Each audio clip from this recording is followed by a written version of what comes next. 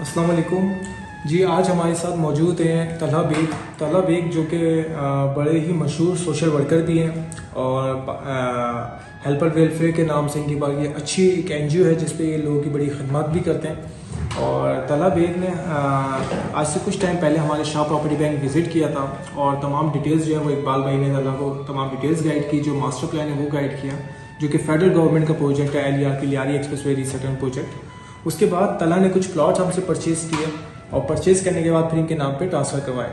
तो छोटा सा एक फीडबैक वीडियो लेते हैं तलहा और शाह प्रॉपर्टी बैंक का जो रिलेशनशिप है अभी तक परचेजिंग से लेकर ट्रांसफ़र तक का वो कैसा रहा।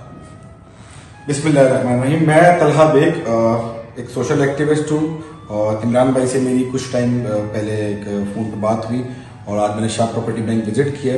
अच्छा, कराची में इन्वेस्टमेंट के अगर आप जगहें ढूंढे तो इस वक्त बैरियर टाउन, DH सिटी और दूसरे दीगर बड़े प्रोजेक्ट हैं जो कि मुतवस्सित तबके के लिए बड़ा मुश्किल हो चुका है इन्वेस्टमेंट करना।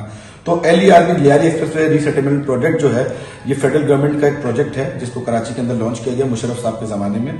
तो एक बहुत बेहतरीन प्रोजेक्ट है और मैं समझता हूँ मुतवस्सित तबके का एक इंसान और एक मिडिल क्लास पर्सन इधर इन्वेस्टमेंट कर सकते हैं। 2-4 प्लॉट परचेज किए इन्वेस्टमेंट के लिए, फ्यूचर इन्वेस्टमेंट है। यहाँ पे डेवलपमेंट काम भी शुरू होने वाला है और ये बिल्कुल गुलशन मेवार में के अकब में नॉर्दर्न बाईपास से आप जा सकते हैं, तो इतनी दूर भी नहीं है। मैं समझता हूँ कि कराची की आवाम को चाहिए इस तरह की चीजों में इन्वेस्टमेंट करें कि जिस तरह की बढ़ती हुई महंगाई और बढ़ते हुए हालात को देखते हुए कि जमीन लेना, प्रॉपर्टी लेना तो कराची शहर में बहुत मुश्किल हो चुका है।